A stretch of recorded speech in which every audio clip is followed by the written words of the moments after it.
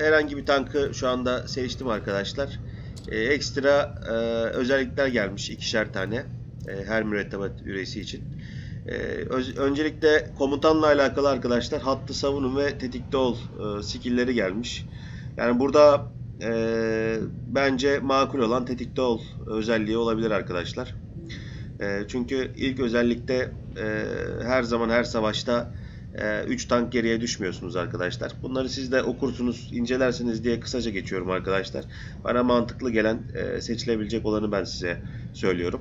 Tetikte ol seçeneği mürettebatınız yaralanmasa bile bunu kullanabiliyorsunuz arkadaşlar. Böylelikle mürettebat verimliliğiniz %5 oranında artıyor. Bence bu gayet mantıklı arkadaşlar. Telsiz operatörü özelliğine baktığımızda savaşta pişmiş ve tehdit arama özellikleri var arkadaşlar. Burada tehdit arama bence makul olan. Bu da orta ve hafif tanklar için makul olabilir bence. İlk özellik artiden mermi yediğiniz zamanlarda devreye giriyor arkadaşlar. Mürettebat şoka girdiğinde şokun süresini azaltıyor. Ben bunu çok tercih etmem arkadaşlar. Burada tehdit arama özelliği mantıklı olabilir. 6. ISO uyarısı aldığınız zaman, yani spotlandığınız zaman arkadaşlar 5 saniye boyunca görüş menziliniz %2 oranında artıyor. Bu bence hafif tanklar için özellikle değerlendirilebilir. Nişancı özelliklerine baktığımızda arkadaşlar yakından atış ve yalnız kurt seçenekleri görülüyor. Burada bence makul olan yalnız kurt özelliği olabilir arkadaşlar. Odaklanma sürenizi bayağı bir düşürüyor.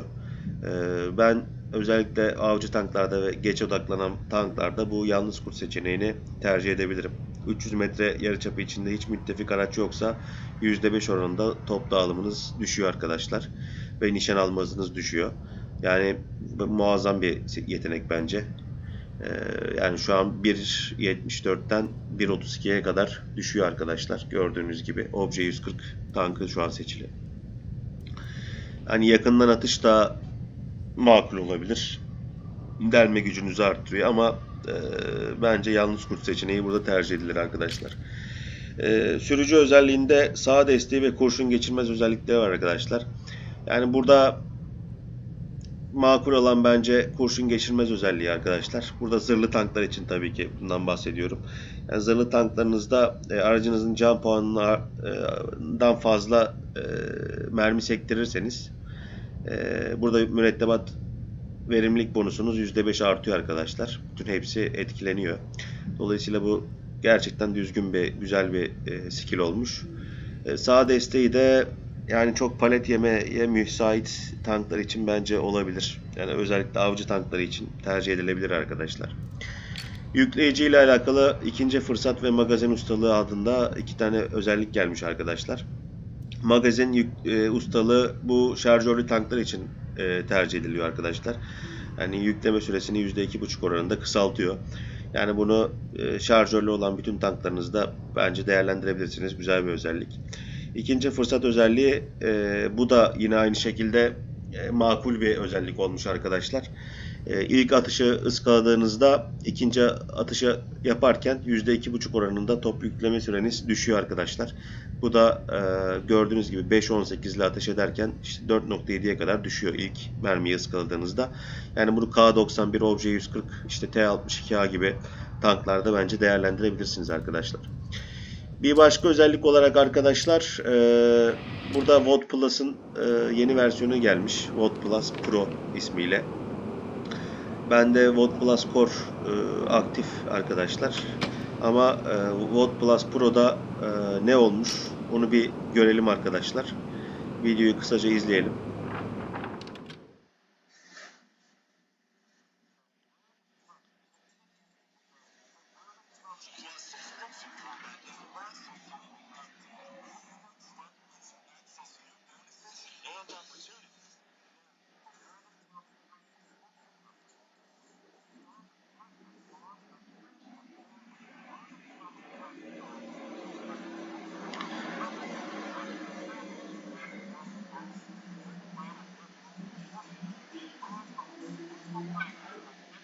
VOD Plus Core'u zaten özelliklerini biliyoruz arkadaşlar. Burada onun özelliklerinden şu an bahsediyor.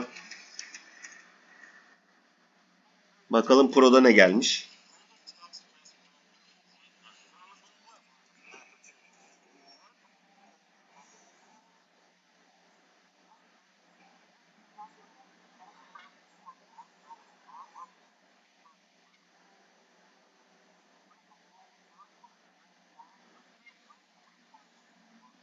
Bu özellik güzel arkadaşlar. Bildiğiniz gibi normal tanklarda özellikle işte 9. 10. seviyeden sonraki tanklarda işte altın mermide özellikle kullandığımız zaman savaş sonucunda premium hesabımız dahi olsa eksiye düşebiliyoruz arkadaşlar. Bunun önüne geçmek için seçtiğiniz bir tankta bu özelliği 12 saat boyunca aktif hale getirebiliyorsunuz ve para kaybı yaşamıyorsunuz arkadaşlar. Bunun için iyi bir seçenek olmuş. Bence güzel bir seçenek olmuş arkadaşlar.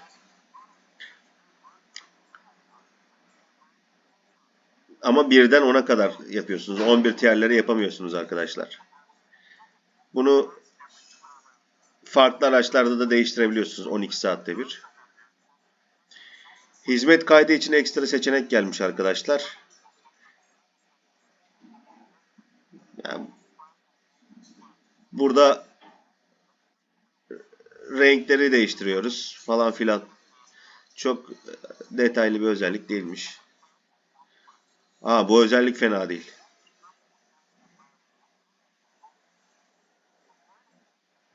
Savaş kartlarında arkadaşlar bu üçüncü özellik aktif olduğu zaman daha çok deneyim puanı kazanıyorsunuz ve savaş kartlarını daha çok tamamlıyorsunuz.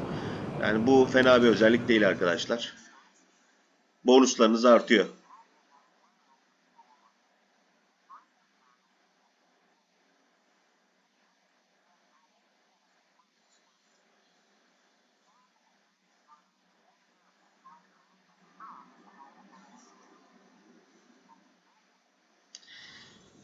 Yani fena bir özellik olmamış arkadaşlar. Fiyatı ne kadarmış? Ona bir bakalım. Yılda 4270 lira gibi bir fiyatı var arkadaşlar. Bunu yıllık ödüyorsunuz veya 180 günlük 2562 lira gibi bir fiyatı var. Yani ben şu an ilk etapta tercih etmeyeceğim arkadaşlar. Bilmiyorum, belki daha sonrasında değerlendirebilirim. Savaş kartlarından bahsetmiyorum. Onu zaten siz açıp bakarsınız arkadaşlar. Teşak, T110, E5 ve Grill için kamuflaj gelmiş.